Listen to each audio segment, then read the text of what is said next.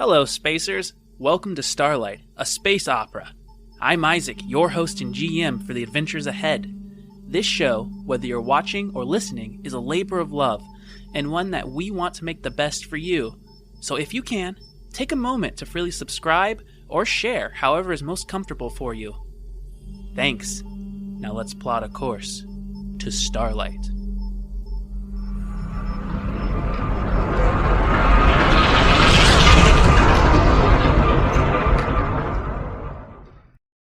You ever get tired of drawing maps and having your players ruin your hard work by teleporting away? Or using Charm Creature to avoid that glorious boss battle set in that laboriously crayon-drawn map? Yeah, me too.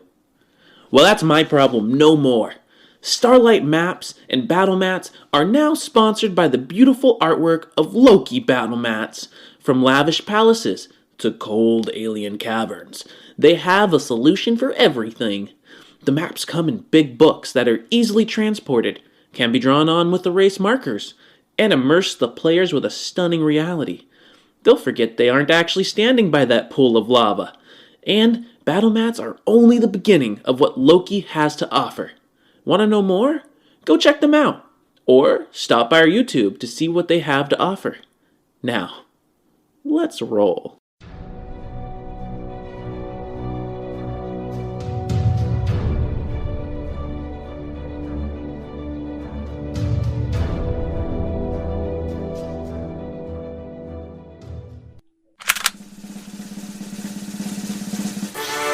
And welcome to Starlight. That's right, the show with the mostest. We got our battle mat. We got our crew. Speaking of our crew, why don't we do a little roundhouse?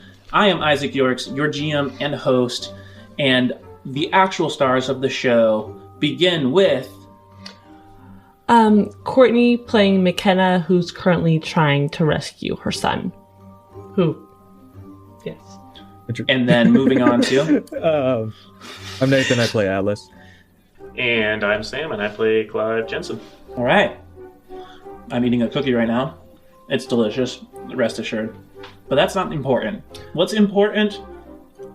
Do you have something to say? The cookies are made by Sam Williams, aka Clive Jensen, and they are amazing. Just wanted to give some cookie credit there.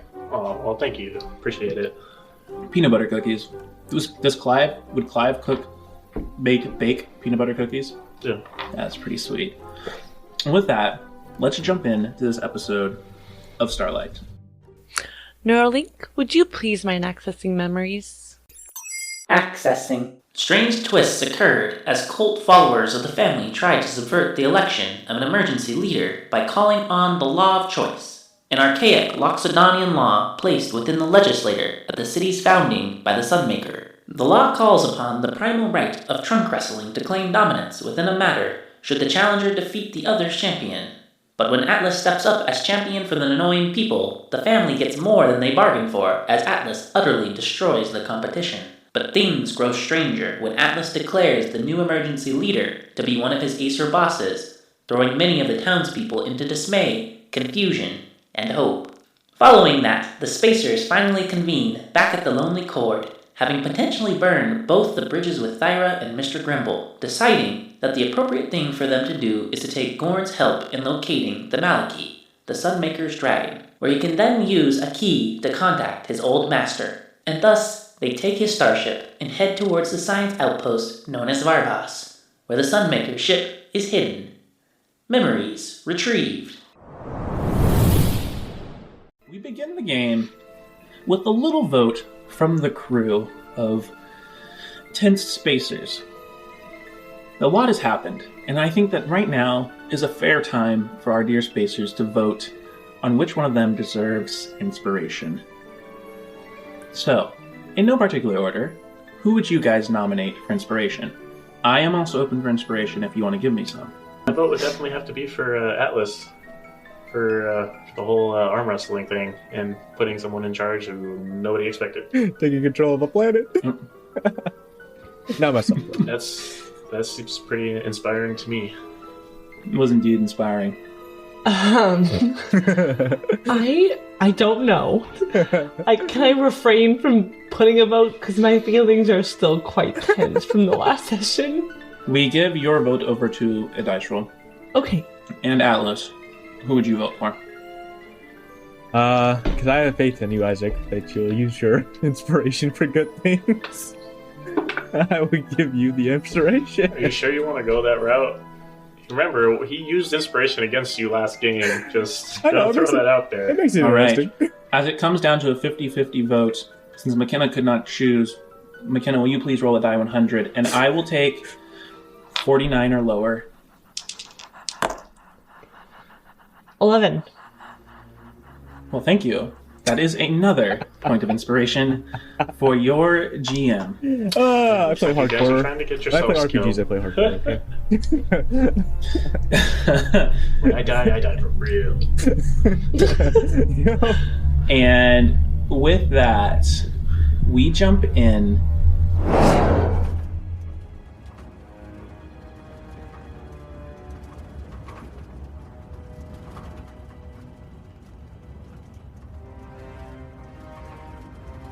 Packed up, ready to go. You guys find yourselves rocketing across the surface of Thala. Along left was Nanoi, and you are all powering on this starship across the planet. You leave what was the small island in which Nanoi was situated, and you are primarily going across choppy waters. The water is gray, white-capped, and you can see just constant waves, and almost like as you get further and further out, tsunami-like crests that break. You see some strange creatures who are swimming throughout the vastness, but nothing that really catches your eye. What catches your eye, though, is this wall of white in the distance. You can see that this wall of white almost looks like a veil of fog, but as you guys start to pierce into it, it then begins to look like snow until it hits the front of the vehicle. That's when you realize this is no snow, this is ash, and lots of it. And before you know it, you guys are engulfed. And Gorn switches over to using the instruments to pilot because all line of sight is completely gone. It is by kind of like that twilight zone in when you start to finally crest towards the city of Varbas, as Gorn told you about. Gorn lets you know that Varbas is not really a city, but more of a scientific outpost. It was originally started as a place for gathering information on some of the strange seismic activity around the cluster of volcanoes that center throughout the equator of the planet. The Sunmaker, he hid the Malachy with a friend, so to speak, a curious fellow Kenku by the name of Zekar. The Malachy is being kept under careful maintenance. It is hidden in this junkyard, amongst all sorts of other clutter. It won't be long now until we are able to make our way there. We can land just about up next to Zekar's shop. If I'm recalling correctly, is this close to the equator where we saw it on the map? Yes. The atmosphere between all of you is a bit tense. Gorn himself isn't apt to talking. And you notice that a few times, of course, as you're looking in the back, that Gorn's two assistants are there, his two guards. And you crest over Varbas. Varbas itself is on floating platforms as well. But there are constant machines that run across the platforms doing their very best to clean off the soot before minutes later it starts to get covered again from the constant belches around you. Down below you can see almost like shield volcanoes and all sorts of other types of strange topography. And now you see, when you approached Thala and you saw that the equator was covered in like a white smoke, it is both a mix of all of the smoke and ash in the atmosphere, but that smoke and ash has done such a good job of blotting out the sun that it feels like it is eternally this kind of twilight feel. there is like also thin sheets of ice because it blocks out a lot of the warmth of the sun.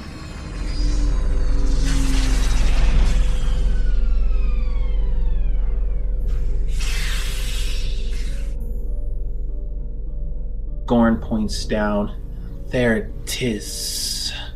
You see what looks like kind of like a warehouse factory type situation built on corrugated metal and just ramshackled together.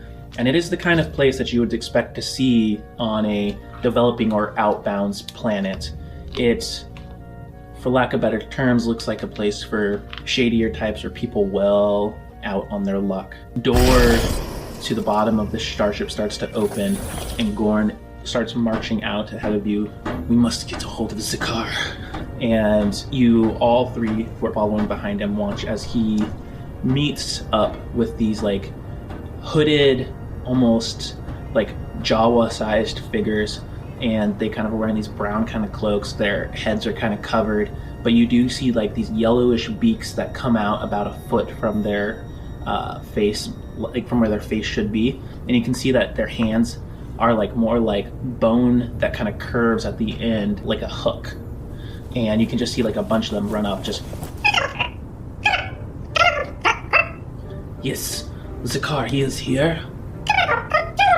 What do we take him here? Take me there right away. It is a matter of grave importance. Tell them that I am here on business for the Sunmaker. And then you see a couple of them run ahead. Gorn looks back at you. This way. And he starts walking towards the building and the entrance.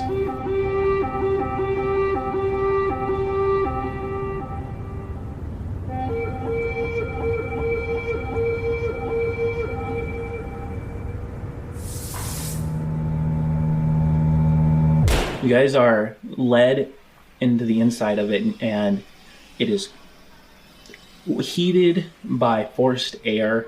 It is almost everything within is rusty. You see crated materials. You see just strewn across the ground like haphazard wires. And as you guys are kind of like entering into like the main floor, there's like a burst of spark. And these sparks kind of rain down, and you watch as one of those like guys falls from the ceiling onto the ground,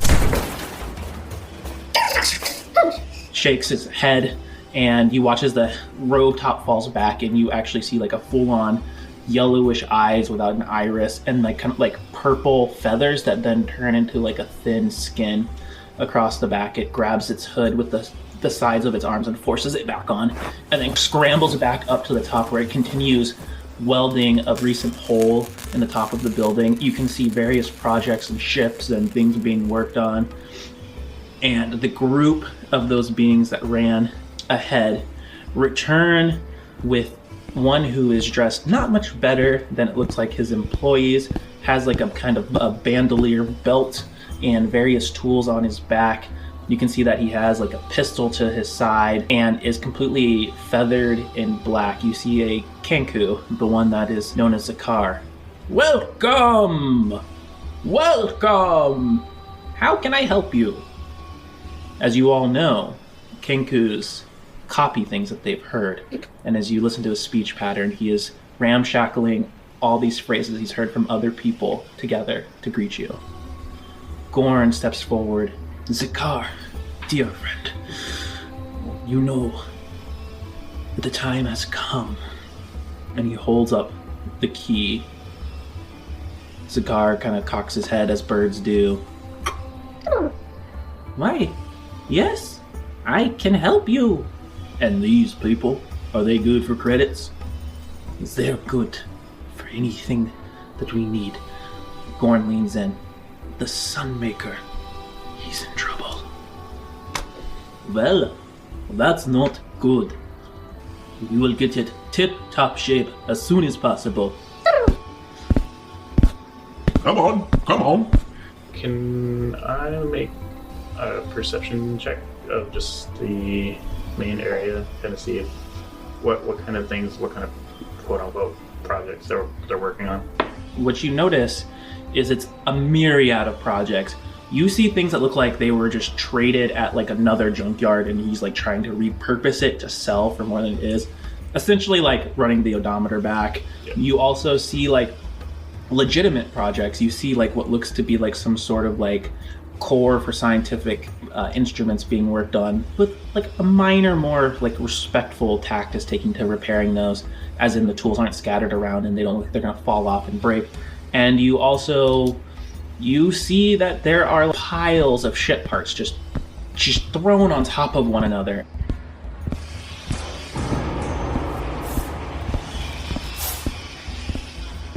Eventually you start to kind of walk up this platform to the top, and Zakar points downward where you can see a dark shape. Hard to see what it is because it's so deep, but it looks like some form of like a dragon or a starship. There she is. Credits, and I'll also run the information. And then he goes over to like a side computer and starts tapping into it. Hey, you! Come here. You need to see this. Gorn looks at all of you, nods, and they seem to kind of like talk back and forth.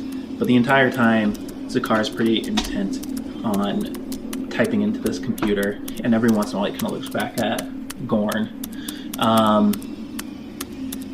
Atlas, can you roll a perception roll?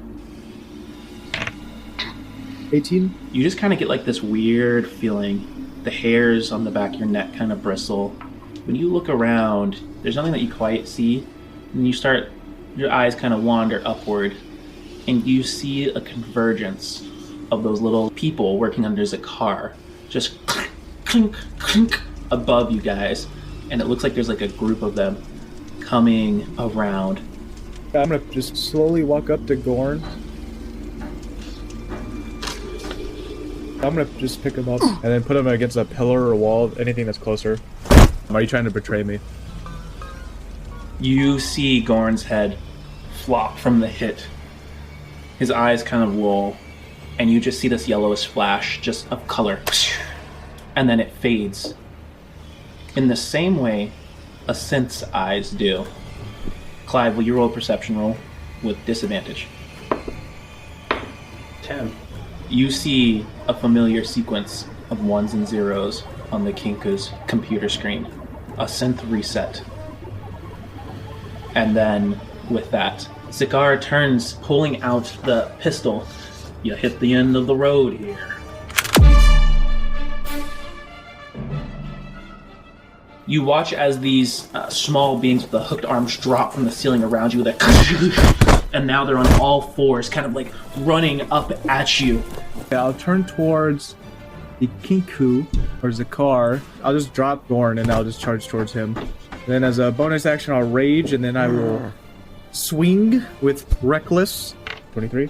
You watch as Zakar kind of raises the pistol up. He then moves his hand into the way to block it, and you shear off one of his other hands. Moves back, feathers kind of flying out, blood gouging out of his wrist. Yeah, I'm fully transformed.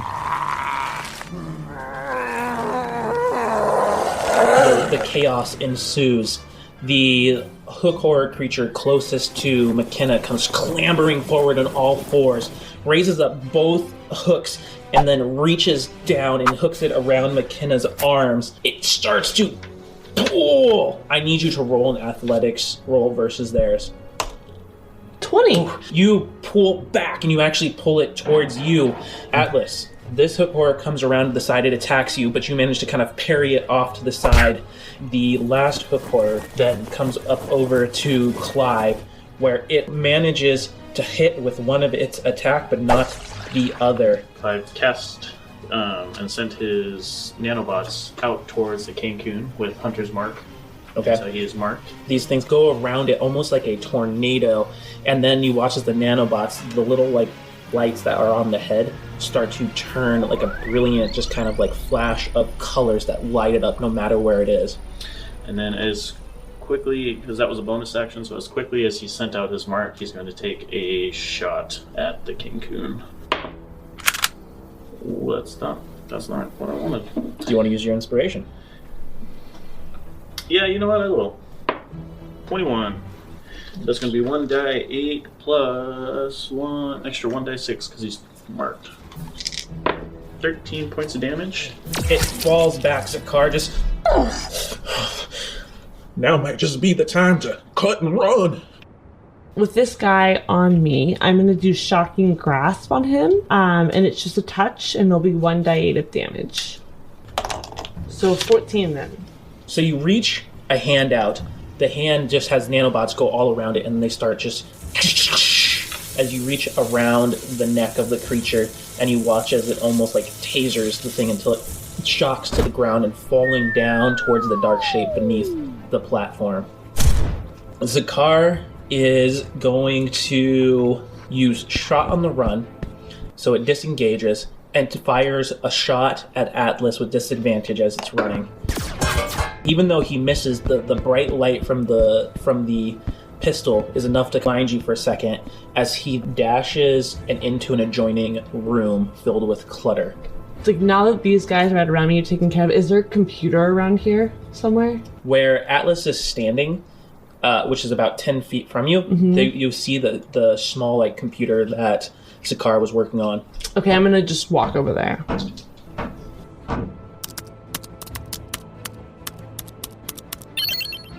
Clive, you're up. Take a shot at the one in front of me. Natural 1. You...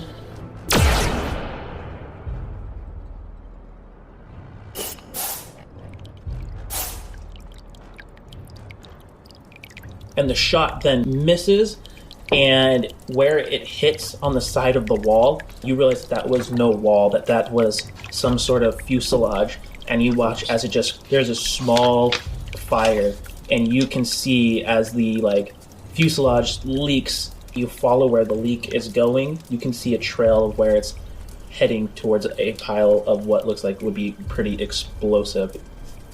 Well, we might need to take care of that sometime soon before we all get blown to smithereens. That's my bad. I guess I had a bit of a drink before we got here. The creature you shoot past just looks back at it, looks at you, and you see the eyes kind of widen slightly. And it immediately is going to disengage, and it starts climbing under the grating beneath your guys' feet and starts running. It is 30 feet away, and it is literally hanging underneath the grating below your guys' feet. And as its turn ends, and you guys see out in the corner more of these things kind of starting to head their way on the walls. I was going to charge after Zakar. As you charge after him and come into this other room, you see that this room is not lit. Not completely dark, but it is shadowy, and it is clustered with things. And immediately as you walk in, you don't see anything. Well, I have a 10-foot reach with my tail. I'm just going to swing my tail across the room. 22. You successfully hit everything within 10 feet. Wreckage, material. McKenna and Clive, you hear as Atlas destroys all this equipment, and you even see as a screwdriver comes flying out of the room behind him. But there is no feathers, no Zakar, or anything. So you guys listen as Atlas roars, and at the same time as Atlas roars, there is the ignition of an explosion.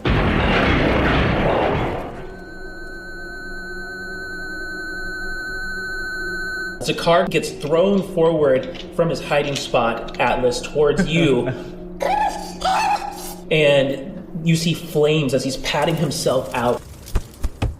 You watch as, in a very ungraceful manner, using what feathers he had left, he kind of, bends down and then jumps.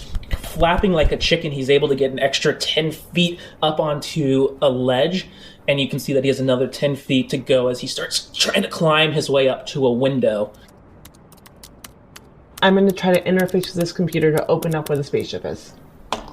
13.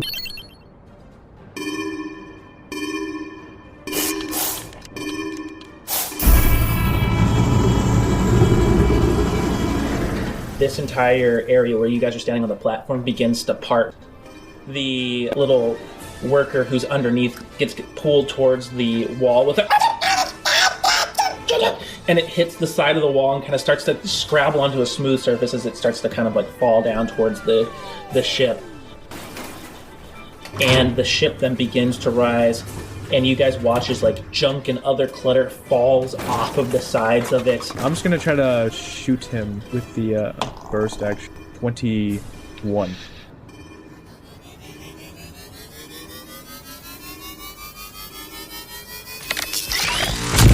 How would you like to take down Zakar? You're gonna see Alice just like launch himself into the air. While Zakar's coming down, he's just gonna like grab him by the head and then just like throw him like basically into the ground and land on him.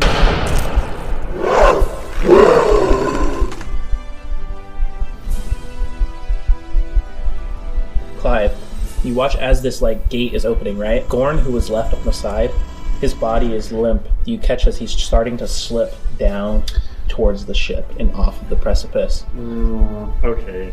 Well, I'm gonna go save Gorn. And make an athletics check. It's a 12. 12? Yeah. Gorn slips into darkness, and you watch as Gorn's limp form breaks across the top of the bow of this dragon. And indeed, as you watch the ship come up, it is some form of a dragon. You watch as the cube falls to the platform below the bottom of the dragon. But that's not the only thing that catches your eyes. What catches your eyes are the hook horror that is the furthest to the right of the board. It is, not only is it about 30 feet away, but it is dragging, with the help of 3 other hook horrors, a gun that is the size of like all 3 of them. It takes 2 of them to hold up. The end almost looks like a drill, and you can see like little like white light forming out the back end as the inside where this drill is starting to spin with a zzzz, and the drill starts to open up, and you see this red light. You've seen this thing. This baby's sweet. It is normally attached to starships. It is a mass driver. Oh. And you watch as one of them's holding a cord that goes all the way to the machine, and the other 2 are holding it in place. And you watch as the mass driver raises, and they are not pointing at any one of you, but at the ship. Oh dear, guys. If we want to get out of here with that ship, we got to take care of that.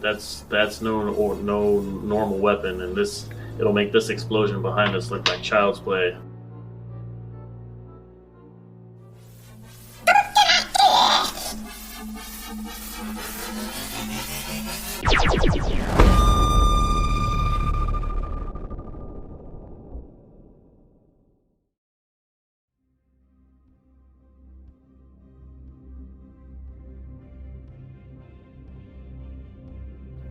$30 points of damage straight into the side of this dragon without any of its shields attached, and you watch as parts of the flesh just open with a and smoke from the mass driver starts to proceed to come out, precipitating from the fleshy outer material as the kind of plasma being begins to burrow and break apart the bioorganic matter. I feel like we just have to get the ship running. So I'm jumping down there, getting the key. You run over to part of where the ship's entrance area would be. McKenna, I need you to make a history check. 13. It is not the Malachy. You've never seen this ship before. And as you are down there, you see that it is a half-built ship.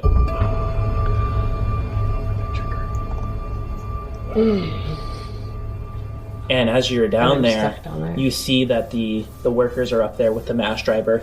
One of them's raising its hook arm, and it's going and leveling it at you. And you can see them slowly moving the mass driver to face you.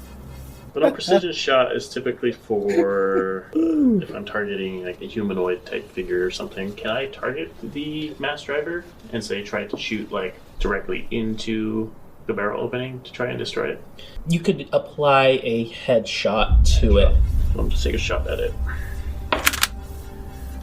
And it's gonna be a 9 total. You can use my inspiration if you want, since I'm down there.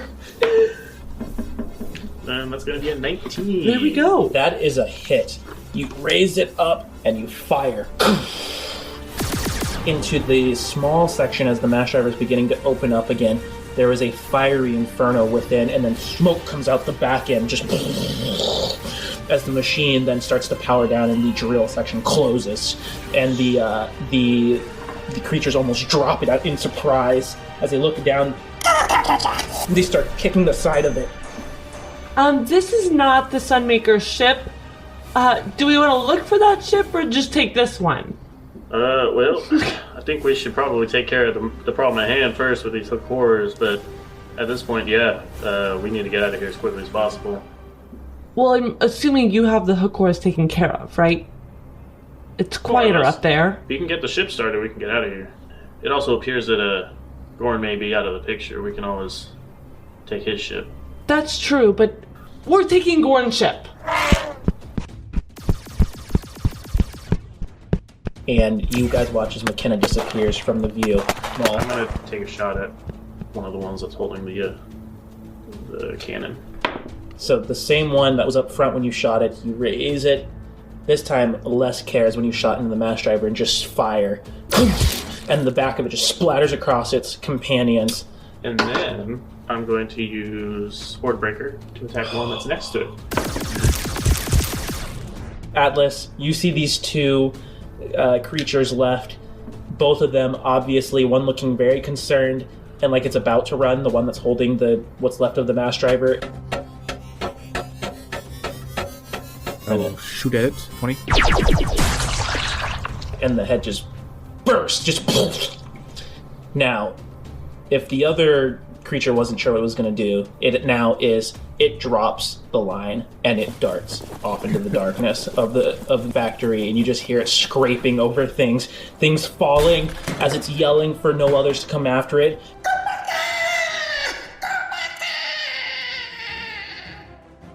And that is where things start to kind of quiet down.